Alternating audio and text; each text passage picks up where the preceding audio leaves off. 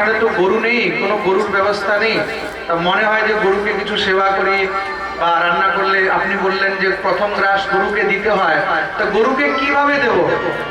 তা এরকম অনেক আছে যাদের মনে গোসেবার ইচ্ছাও আছে কিন্তু করতে পারছে না বা আশেপাশে নেই, তাদের জন্য খুব সুন্দর কথা বলছি। যেখানে গোসেবা হয়, যেখানে গোশালা আছে, সেখানে গিয়ে অবশ্যই নিজের সামর্থ্য মতো সেখানে দান করবে। আমরা ঘরের থেকে রুটি নিয়ে খাওয়াতে পারছি না, কিন্তু যদি গোসেবার নিমিত্তে সেখানে অর্থ দিই, মনে রাখবে অর্থই হলো সমস্ত সাধনের মূল। অর্থ দিয়ে কিন্তু সেবা হয়। তুমি যে রুটিটা খাওয়াবে সেই রুটিটা অর্থ দিয়েই আসবে, তার জন্য গোশালায় সেখানে দান করে দেবে। সেখানে গিয়ে গোসেবার নিমিত্তে কিছু না কিছু দিয়ে আসবে, তাতে গোমাতার সেবা হবে আর সেই অর্থটা সৎ কাজে লাগবে। খুব মন দিয়ে শুনবে, কিন্তু কোনো জরুরি না যে গরুকে নিজের হাতে রুটি খাওয়ালে বা নিজের হাতে অন্ন খাওয়ালে পুণ্যটা হবে, না না। যেখানে গোসেবা হচ্ছে সেখানে তোমার নিমিত্তে যদি গরুকে কিছু খাওয়ানো হচ্ছে, যদি গোসেবা করা হচ্ছে, তাহলে তার সম্পূর্ণ ফল তুমি সেইভাবেই পাবে। বলি গৌ মাতা কি। আর ভগবান বলেছে यदा देवेषु वेदेषु गोषु विप्रेषु साधुषु धर्मे वा मयि विद्वेष सवा आशु विनश्यति। যেখানে গরুর উপরে অত্যাচার হয়, বেদের উপরে, শাস্ত্রের উপরে, ধর্মের উপরে, ব্রাহ্মণের উপরে, সাধু বৈষ্ণবের উপরে অত্যাচার হয়, আমি সেখানে শুধু বিনাশ করে থাকি। তার জন্য একটা কথা মনে রাখবে, যেখানে যেখানে গো হত্যা হচ্ছে সেই সব দেশের মধ্যে মানুষ সম্পন্নবান হয়েও কখনো সুখী থাকতে পারে না। প্রত্যক্ষ প্রমাণ দেখতে হলে আপনারা দেখুন, সিরিয়া, ইরাক, ইরান, এই যে দেশগুলো রয়েছে, আফগানিস্তান, পাকিস্তান, এগুলোর মধ্যে নিত্য হাজার হাজার গো হত্যা হয়। তাদের দেশে কোনো জিনিসের কমি নেই, অকুত ভান্ডার রয়েছে তাদের দেশের মধ্যে। ভারতে এত খনিজ সম্পদ নেই যত পাকিস্তানে রয়েছে, আপনারা জানেন না হয়তো। পাকিস্তানের বালুচিস্তান থেকে নিয়ে, সিন্ধ থেকে নিয়ে, এইসব এরিয়াতে এত প্রাকৃতিক সম্পদ রয়েছে যে পাকিস্তানের এক একজন কোটিপতি হতে পারে, কিন্তু সব সেখানে ভিখারির মতন ঘুরে বেড়াচ্ছে। ঘরে ঘরের মধ্যে সেখানে অশান্তি, মানুষ মানুষকে মেরে খাচ্ছে। আফগানিস্তানে গিয়ে দেখুন, ইরাকে গিয়ে দেখুন, সিরিয়াতে গিয়ে দেখুন, তুর্কিতে গিয়ে দেখুন, কেন? সেখানে নিত্য গোহত্যা হচ্ছে। আর যেখানে গোহত্যা হয় সেখানে সোনার ভান্ডার থাকলেও মানুষ কখনো শান্তিতে থাকতে পারে না। এটা একদম প্রত্যক্ষ শাস্ত্রের প্রমাণ। আপনারা বিশ্বাস করবেন না, আমাদের বৃন্দাবনে, ব্রজের মধ্যে এরকম অনেক মুসলিমরা রয়েছে যারা গো সেবা করে, যারা গোশালার মধ্যে সেবা করে, গোমাতার জন্য দান করে, গাড়িকে গাড়ি ভুষা খড় কিনে এনে দেয়। কেন? তারা এই জিনিসটা বুঝে। আর যারা বুঝে না তারা নিজে তো পাপ করছে, নিজের সঙ্গে সবাইকে নিয়ে ডুবছে। প্রেম সে বলুন আগে। তার জন্য চেষ্টা করবে আমাদের দ্বারা যতটুকু হয় ততটুকু যেন গোমাতার সেবা করা যায়। বলিয়ে গৌ মাতা কি। কলির এখানে বর্ণন করলেন, বলছে যখন পাপ এত বেড়ে যাবে, মানুষ তখন শুধু গোহত্যা নয়, মানুষ মানুষকে মারা শুরু করে দেবে, মানুষ মানুষকে মেরে খাবে। চারদিকে যখন পাপ ছড়িয়ে যাবে তখন ভগবান আর থাকতে পারবেন না।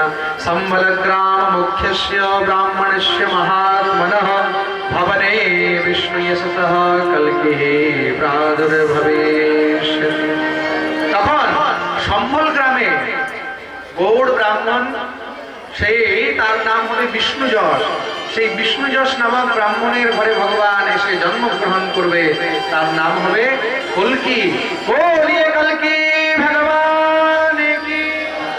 কল্কি রূপ ধারণ করে ভগবান ঘোড়ার উপরে বসে নিজের বিশাল তলোয়ার দিয়ে সমস্ত সব পাপীদের গলা কেটে তাদের বিনাশ করে আবার পুনরায় ধর্মের স্থাপনা করবেন।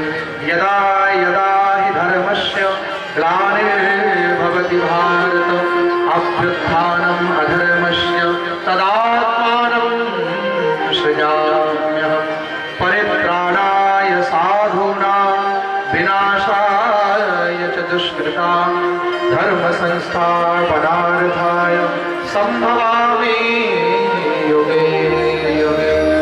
ভগবান অধর্মের বিনাশের জন্য, ধর্মের স্থাপনার জন্য যুগে যুগে আলাদা আলাদা রাজা রূপ ধরে অবতীর্ণ হয়, আর কলির অন্তে তিনি কল্কির রূপে অবতার নিয়ে কলির অন্ত করে আবার সত্য যুগে স্থাপনা করবেন।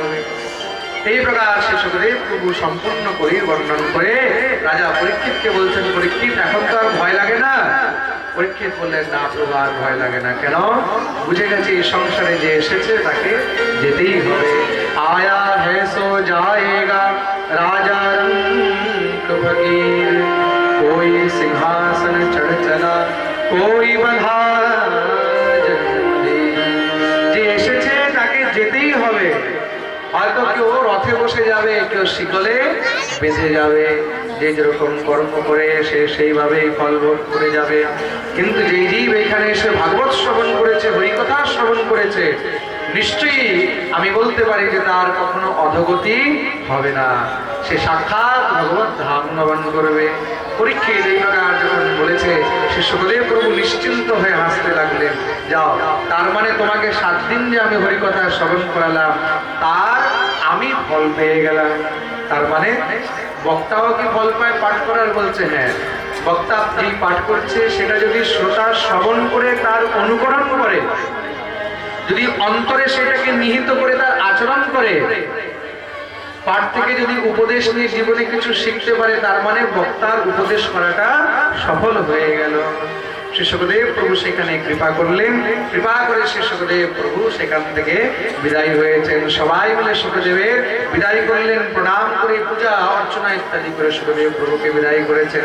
বলে সুখদেব ভগবান কি। আমিও যে 7 দিন পর্যন্ত আপনাদেরকে পাঠ শুনিয়েছি, যদি তার মধ্যে থেকে কোনো একটা জিনিসও আপনারা জীবনে শিখেছেন বা যদি তার অনুকরণ করেন, আচরণ করেন, তার মানে এই 7 দিন পর্যন্ত আপনাদেরকে শোনানো আমার সফল। আর যদি তার মধ্যে থেকে একটাও কিছু আপনারা না নিতে পারলেন, তাহলে মনে করবো যে 7 দিন পর্যন্ত এই আপনাদেরকে পাঠ শোনানো আমার বিফল হল। মনে রাখবে, এই 7 দিন পর্যন্ত যা শ্রবণ করেছে, এই শ্রবণের থেকে কিছু না কিছু শিখে অবশ্যই নিজের জীবনের কিছু না কিছু দোষ ত্যাগ করবে। এখান থেকে আজকে সংকল্প নিয়ে যাবে যে আমাদের জীবনের যে দোষ আছে সেই দোষগুলো আমরা ত্যাগ করব। সবগুলো না পারি, একটা তো অবশ্যই করবো। যার মধ্যে যা দোষ আছে, কার মধ্যে খাওয়ার দোষ আছে, কার মধ্যে খাওয়াবার দোষ আছে, অনেক রকমের দোষ আছে। তো কার মধ্যে ঝগড়া করার দোষ আছে, কার মধ্যে মারা নিন্দা চর্চা আছে, অনেক প্রকারের দোষ রয়েছে। ছোট থেকে ছোট, বড় থেকে বড়, খৈনি, তামাক, গুটকা, পান, বিড়ি, সিগারেট, চা, অনেক প্রকারের রয়েছে। আজকে এখানে সংকল্প করবে যে আমরা কিছু না কিছু জীবনে অবশ্য ত্যাগ করব। করবে তো? আচ্ছা, কে কে সংকল্প করবে যে আমরা নিজের জীবনে কিছু না কিছু দোষ অবশ্য ত্যাগ করবো? একটু হাত উপরে করো তো। দেখেছো, কিছু কিছু এরকম আছে হাত উপরে করছে না। যদি কিছু ত্যাগ করতে হয়, হ্যাঁ, এইসব পাপীদের কখনো কিছু হবে না।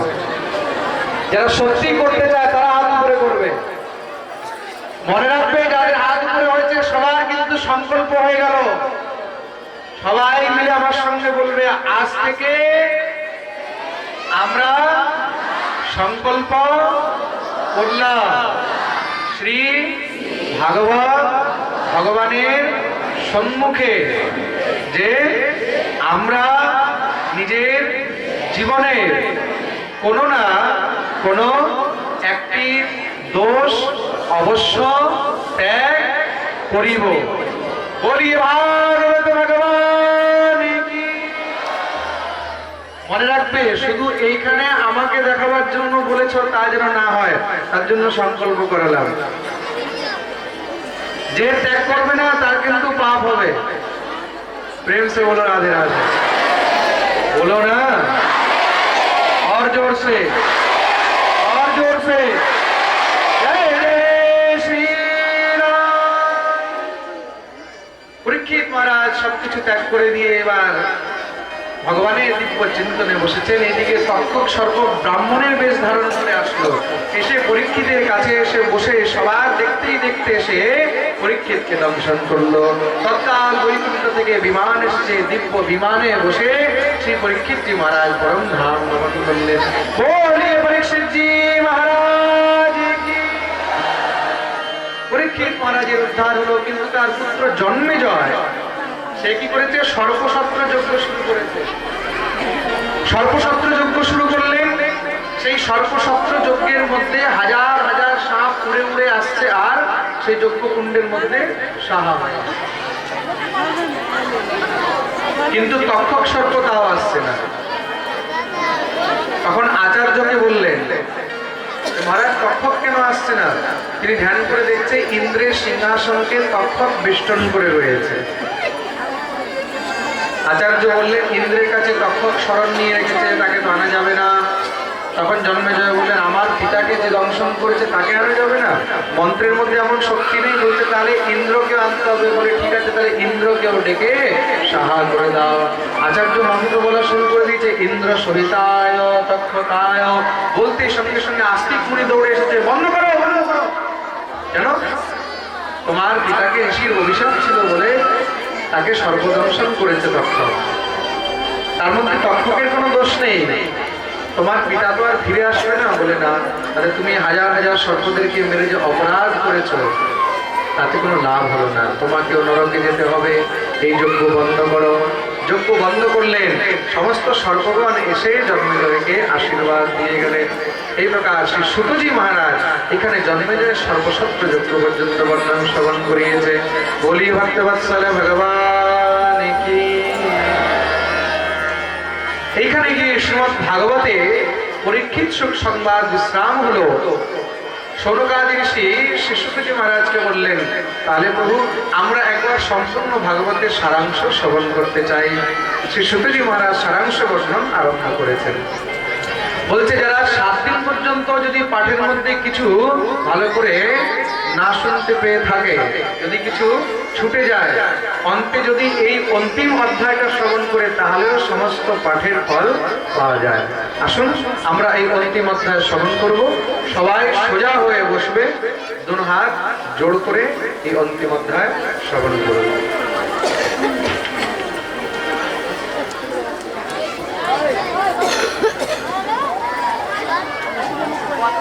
সবাই সোজা হয়ে বসবেন। সব মাতারা মাথার উপরে কাপড় অবশ্য দেবেন।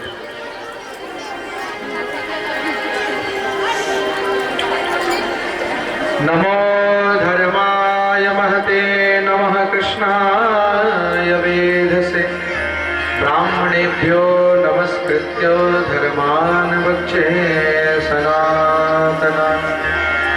দিব্য ভগবানের বন্দন করলেন। ভাগবতের মহিমা সব থেকে আগে শ্রবণ করানো হয়েছে 6টি অধ্যায়ে। 6টি অধ্যায়ে ভাগবতের আগে মাহাত্ম্য বর্ণন হলো।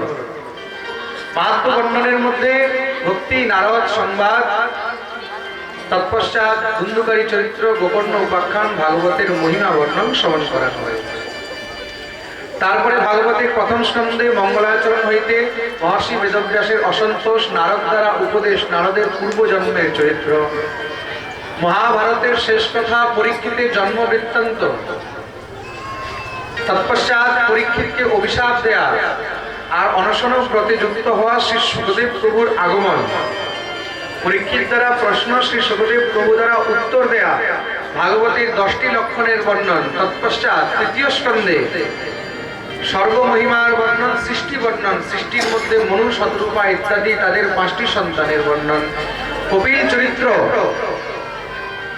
চতুর্থ স্কন্ধে শিব চরিত্র, সতী চরিত্র, তৎপশ্চাৎ ধ্রুব চরিত্র ইত্যাদি বর্ণন শ্রবণ করা হলো। বলিয়ে ধ্রুবজি মহারাজ কি।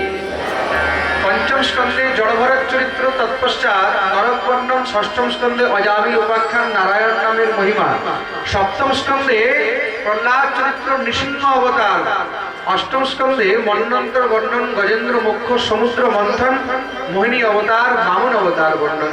বলি বামন ভগবান কি। নবম স্কন্ধে সূর্যবংশ বর্ণন, অম্বরীশ চরিত্র, তৎপশ্চাৎ চন্দ্রবংশ বর্ণন। দশম স্কন্ধে ভগবানের জন্ম বৃত্তান্ত বর্ণন, কৃষ্ণ জন্মোৎসব, ভগবানের বাল্যলীলা, পাখঞ্চরী লীলা, গীরা গোবর্ধন লীলা। তৎপশ্চাৎ ভগবানের দ্বারা দিব্য মহারাজ মথুরা আগমন, কংসবধ, উদ্ধব গোপী সংবাদ, দ্বারকা আগমন, রুক্মিণী বিবাহ, ভগবানের অন্যান্য বিবাহ, সন্ততি বর্ণন, সুদামা চরিত্র, সমস্ত যদুবংশের সংহার আর ভগবানের পরম ধাম গমন শ্রবণ করা হলো।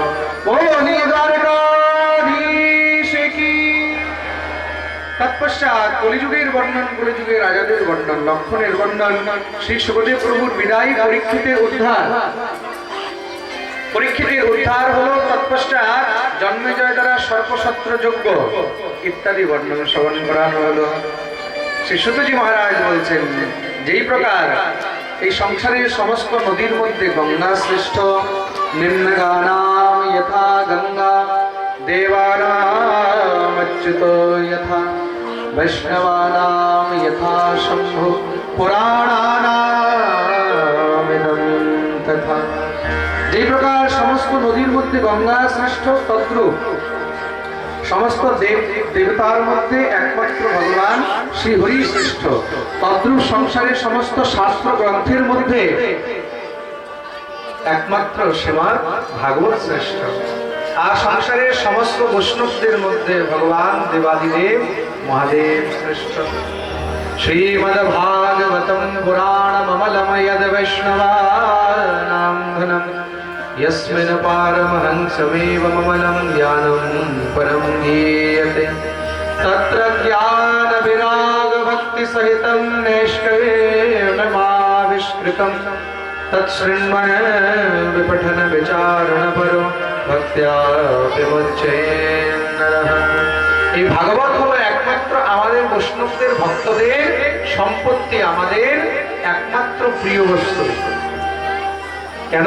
এই ভাগবত হলো সম্পূর্ণ ভগবানের দিব্য চরিত্র। আর বলছে ভগবান থেকে ভগবানের নামের মহিমা আরো বেশি। অন্তে ভগবানের নামের মহিমা বর্ণন করেছেন। বলছে অন্তিম শ্লোক যে উচ্চারণ করে তারও সমস্ত পাপ দূর হয়ে যায়। ভাগবতের এই অন্তিম শ্লোক আমরা সবাই মিলে উচ্চারণ করব। আগে আগে আমি বলবো, পিছনে পিছনে সবাই বলবে। নাম সংকীর্তনম যস্য, নাম সংকীর্তনম যস্য, সর্বপাপ প্রণাশনম, সর্বপাপ প্রণাশনম, প্রণামো দুঃখ শমনম, প্রণামো দুঃখ শমনঃ, স্তম নমামি হরিম পরম, স্তম নমামি হরিম পরম। নাম সংকীর্তনম যস্য, নাম সংকীর্তনম যস্য, সর্বপাপ প্রণাশনম, সর্বপাপ প্রণাশনম, প্রণামো দুঃখ শমনঃ, প্রণামো দুঃখ শমনঃ, স্তম নমামি হরিম পরম, স্তম নমামি হরিম পরম। হরে কৃষ্ণ কৃষ্ণ কৃষ্ণ হরে হরে, হরে রাম রাম রাম হরে হরে, হরে কৃষ্ণ কৃষ্ণ কৃষ্ণ হরে হরে, হরে রাম রাম রাম হরে হরে। बोलिए भागवत भगवान की, श्री राधा गोविंद भगवान की, व्यास जी महाराज की, सुखदेव भगवान की, परीक्षित जी महाराज की, संत समाज की, भक्त समाज की, विप्र समाज की, अपने अपने गुरु महाराज की, अपने अपने माता पिता की जय। जय श्री राधे गौर हरि बोल। এই দিব্য 18,000 শ্লোক রূপী শ্রীমদ ভাগবত এইখানেই গোবিন্দের চরণে আমরা অর্পণ করলাম। তদীয়ম বস্তু গোবিন্দ তুভ্যমেব সমর্পয়ে, তেন ত্বদন্ত্রি কমলে রতির্মে যচ্ছ শাশ্বতী। 7 দিন পর্যন্ত আপনারা অনেক সুন্দরভাবে আনন্দের সঙ্গে এই ভাগবত শ্রবণ করেছেন। বেশি কিছু আমি জানি না, আমি ক্ষুদ্র অধম জীব, অজ্ঞানী। শ্রী গুরুদেবের কাছে যতটুকু জীবনে পেয়েছি, যতটুকু প্রাপ্ত করতে পেরেছি, সেটা আপনাদেরকে সহজভাবে শুনিয়ে দিলাম। তার মধ্যে নিশ্চয়ই অনেক ভুল ত্রুটি হতে পারে, মাংসের জিহ্বা তো কখন কোন দিকে কি বেরিয়ে যায় কিছু জানা নাই। অনেক কিছু ভুল ত্রুটি হতে পারে, আপনারা নিশ্চয়ই অনেক পাঠ শোনেন, জানি না কাকে কিরকম লেগেছে। যা ভুল ত্রুটি হয় সব মার্জন করবেন। এই ব্যাসপীঠ থেকে উপস্থিত সমস্ত ভক্তদের হৃদয়ে বিরাজিত সেই রাধা গোবিন্দের শ্রীচরণে আমি কোটি কোটি বন্দন করি। ভগবত কৃপায় আমাদের প্রায় 2-3 মাস আগেই সোমনাথ বাবু আমাকে ফোন করলেন, মিনিমাম 3 মাস হবে বোধ হয়, না আরো বেশি, না 4 মাস হবে, যে মহারাজজি আমরা ভাগবত সপ্তাহের আয়োজন করতে চাই আর আপনার মুখে এবার ভাগবত শ্রবণ করতে চাই। খুব ভালো। যদ্যপি আমার তো এখানে কারোর সঙ্গে কোনো পরিচয় ছিল না, কিন্তু বলে না ভগবান নিজের ব্যবস্থা নিজেই করেন।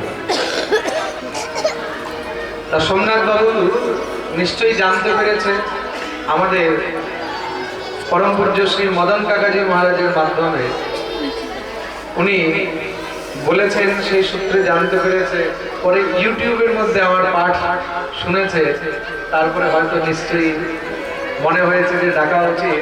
বললেন, তখন আমি বললাম নিশ্চয়ই আসবো। কিন্তু আমাদের মালদায় শামসিতে পাঠ রয়েছে 1 বছর আগের থেকে, সেই ডেট বুক 25 ডিসেম্বর থেকে শামসিতে, মানে এই আমাদের আজকে 22 তারিখ হলো, পরশু দিন থেকে 25 ডিসেম্বর থেকে শামসিতে সমানি পরিবার দ্বারা আয়োজিত দিব্য শ্রীমদ ভাগবত সপ্তাহ জ্ঞানযজ্ঞের অনুষ্ঠান হবে। সেই পাঠ ইউটিউব আর ফেসবুকে লাইভ হবে। যারা শামসি গিয়ে শুনতে চায় তাদের জন্য এখান থেকে স্বাগত জানাচ্ছি। আর যারা সেখানে যেতে পারবে না তারা ইউটিউবে বা ফেসবুকে পাঠ শুনতে পাবে। ওটা হিন্দিতে হবে, এখানে বাংলাতে হচ্ছে, ওখানে হিন্দিতে হবে।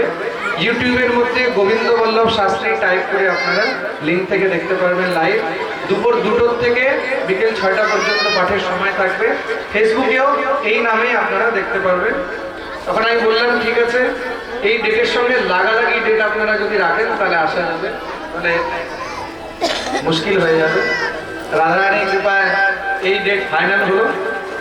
হ্যাঁ, আমাদের 15 বা 16 থেকে আগে হয়েছে, না 15 থেকে, পরে 16 থেকে করা হলো। মাঝখানে অনেক প্রকারে অনেক চিন্তা হয়েছে। হ্যাঁ, আমার কাছে সোমনাথবাবু ফোন করছে, মহারাজজি পাঠ হবে কিনা, অনেক চিন্তা হচ্ছে। এখনো পর্যন্ত কোনো ভক্ত সামনে আসছে না, কেউ কিছু বলছে না, কোনো ডোনেশন আসছে না, কিছু না। আমরা কি করে কি করবো, আমরা চিন্তা করবো না। ঠাকুরের কাজ ঠাকুর নিজেই পার লাগায়। এখন সংকল্প হয়ে গেছে, যা হবে দেখা যাবে। যদি ভক্তরা সবাই একবার এসে যায়, যদি পাঠের মধ্যে আনন্দ হয় তাহলে তোমাকে চিন্তা করতে হবে না। আর যদি পাঠের মধ্যে কিছু না হয় তাহলে মনে করবো যে আমরা এখান থেকে খালি হাত চলে গেলাম। কিন্তু রাধারানী কৃপায় এখানে যা ভাবেনি তার থেকে অনেক বেশি আজকে হয়ে গেছে। তার জন্য এই অনুষ্ঠানকে যে সফল করা হয়েছে, তাতে যাদের বিশেষ বিশেষ সহযোগ রয়েছে, মন থেকে, শরীর থেকে, অর্থ থেকে, সব দিক দিয়ে, তাদের জন্য যতটুক এই শব্দ দিয়ে বলা যায় ততটুকুই কম। সবার তো আমি নাম জানি না, মঞ্চে এসেছিল অনেকেই। তার মধ্যে বিশেষ করে যারা কাছে কাছে আছে, আমাদের মুরারিলালজি মুখ্য যজমান, হ্যাঁ, তারপরে আমাদের শ্রী সোমনাথজি, আমাদের বাপি বাবু, মৃত্যুঞ্জয় বাবু, কৈলাস বাবু, এসব ভক্তদের সবাই এখন জায়গাতেই বসবে। এখনো ভাগবতের বিদায় হয়নি, এখনো পুরো হয়নি, একদম জায়গাতে বসবে, কেউ উঠবে না। ভাগবতের অন্তিম দিন যতক্ষণ ভাগবতের পূজা হবে না, আরতি হবে না, ততক্ষণ মাঝখান থেকে উঠতে নেই, তাহলে সব ফল নিষ্ফল হয়ে যায়। আর তাদের বিশেষ সহযোগ আমি এই ব্যাসপীঠ থেকে হৃদয় থেকে তাদেরকে আশীর্বাদ করি। ভগবান খুব কৃপা করুক, খুব উন্নতি করুক। একবার তাদের জন্য জোরদার তালি। তাদের জন্য অঙ্গ উপাঙ্গ যারা যেভাবে সহযোগ করেছে তাদেরকে অনেক অনেক ধন্যবাদ। আর এই পাঠের মধ্যে বিশেষ করে ছোট থেকে ছোট, বড় থেকে বড় যারা যেভাবে সহযোগ করেছে, বলে না পিপিলিকা থেকে নিয়ে হাতি পর্যন্ত, তাদের সবাইকে হৃদয় থেকে আমি অনেক আশীর্বাদ করি। আর রাধারানীর কাছে প্রার্থনা করি যেন সবাই আনন্দে থাকুক, সুখে থাকুক, আর এইভাবেই যেন তারা আরো উত্তরোত্তর আনন্দের সঙ্গে আরো বড় বড় অনুষ্ঠান করতে পারে। 7 দিন পর্যন্ত এই মাইক প্যান্ডেল ইত্যাদি নিয়ে খুব সুন্দর সাজাবট করেছে, তা একবার তাদের জন্য জোরদার তালি। আপনাদেরকে বৃন্দাবন থেকে এসে এত সুন্দর গান বাজনার মধ্যে সহযোগ করে আমার সঙ্গে আপনাদেরকে আনন্দ দিয়েছে আমাদের রবিশঙ্করজি গানে, হ্যাঁ, তারপরে বাঁশিতে এখনই গেছে না, একটু ট্রেন ছিল দেরি হয়ে যাবে বলে অমল দাস, তারপরে আমাদের প্যাডে মুরারিজি, তবলায় আমাদের রামানন্দ, খুব সুন্দর আপনাদেরকে আনন্দ দিয়েছে, দিয়েছে কিনা? একবার এদের জন্য জোরদার তালি। 7 দিন পর্যন্ত খুব সুন্দর মূল পাঠ করেছেন এখানে। সকালে যারা শুনেছে নিশ্চয়ই সংস্কৃতে আমাদের মদন কাকাজি, আমার আবার কাকাজি হন, কাকা। তারপরে আমাদের পণ্ডিতজি, বেদগোপাল গোস্বামীজি খুব সুন্দর পূজা পাঠ করিয়েছে, খুব সুন্দর সাজাবাট করেছে, এখানে আপনারা দর্শন করেছেন। একবার এদের জন্য জোরদার তালি। আর সব থেকে বড় আপনারা, যদি আপনারা না থাকতেন তাহলে পাঠটা কিভাবে সফল হতো, তা একবার নিজেদের জন্য জোরদার তালি। দেখেছেন নিজেদের জন্য কত জোরে হয়ে গেছে। বাস্তবে সেটা যদি না হয় তাহলে বক্তা কাকে শোনাবে বা অনুষ্ঠান কি করে হবে?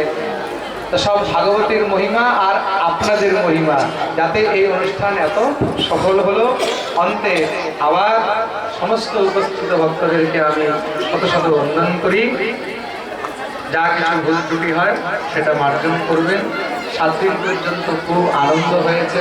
এখন জানি না আপনারা কতটা আনন্দ পেয়েছেন, আমি খুব আনন্দ পেয়েছি।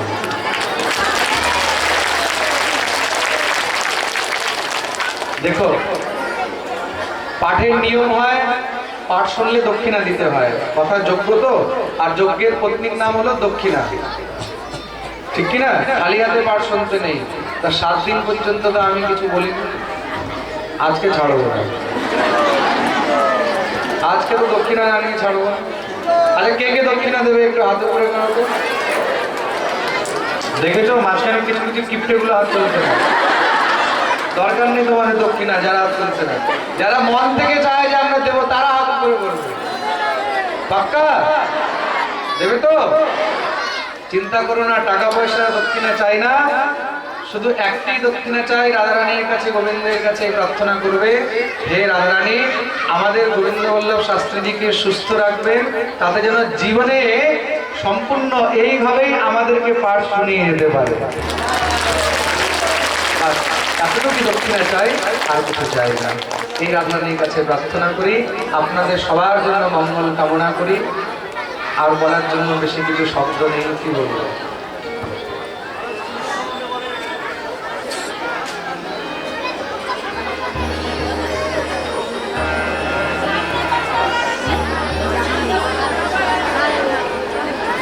মনে রাখবেন তো? বলো না, বলো না, বলো না।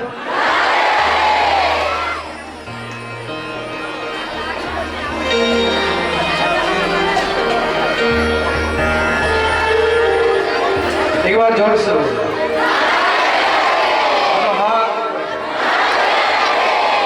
জয় জয় শ্রী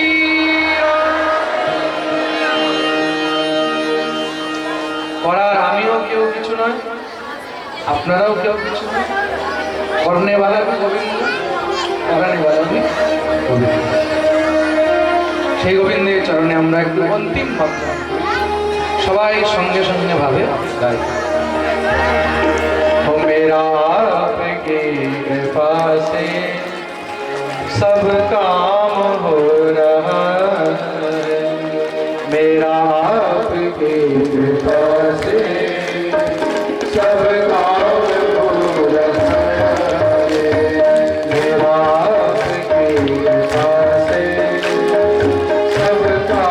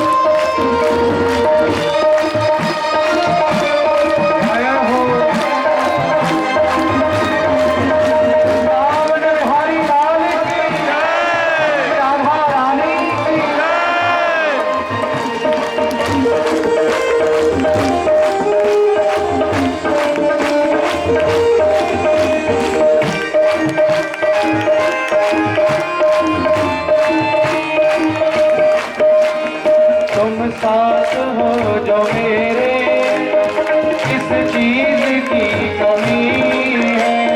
तुम साथ हो जो मेरे, किस चीज की कमी है। किसी और चीज की अब दरकार ही नहीं है। किसी और चीज की अब दरकार ही नहीं है। तेरे नाम से गुलाम हूँ, तेरे नाम से गुलाम हूँ। खुद भाव हो रहा है, तेरा नाम की कृपा से सब काम हो रहा है।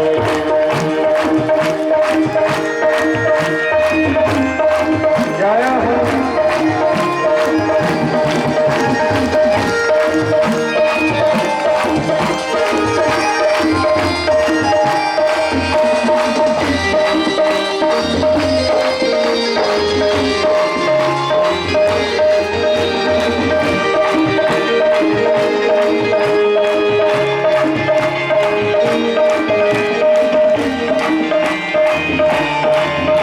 हरि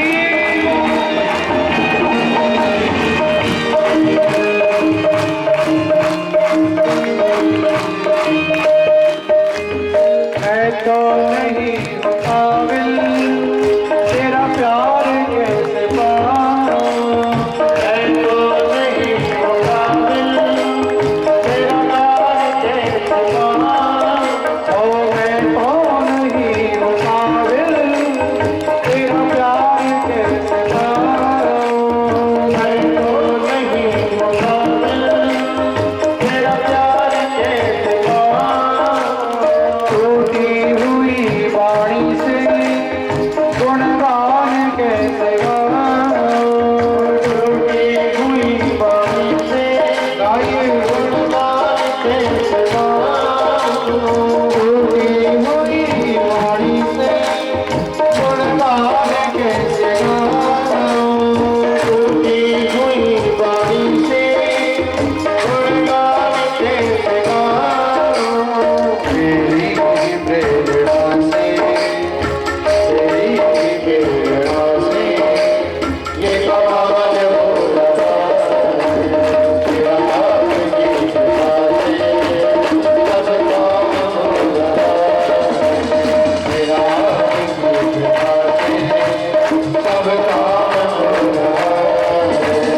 करते हो तुम कन्हैया, तेरा नाम हो रहा है। तेरा नाम की कृपा से सब काम हो रहा है। तेरा नाम की कृपा से सब काम हो रहा है। सब काम हो रहा है। सब काम हो रहा है।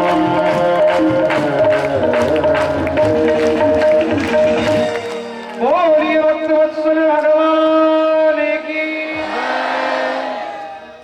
हो मेरा आपकी कृपा से सब काम हो रहा है। हो करते हो तुम कन्हैया, मेरा नाम हो रहा है। मेरा आपकी कृपा से सब काम हो रहा है। बोलिए भागवत भगवान की जय। जय श्री राम निताई गौर हरि। আমাদের শ্রী মুরারিলাল অগ্রওয়ালজি মুখ্য পরীক্ষিত শীঘ্র সামনে আসবে। সপত্নীক এসে ভাগবতের আগে পূজন করবে, বিদায় পূজন। তারপরে এবার বাকি সবাই পূজন করতে সুযোগ পাবে। আর এদিক দিয়ে আরতি হবে। আগে তাড়াতাড়ি আমাদের মুখ্য যজমান এসে পুজো করবে, আর বাকি আমাদের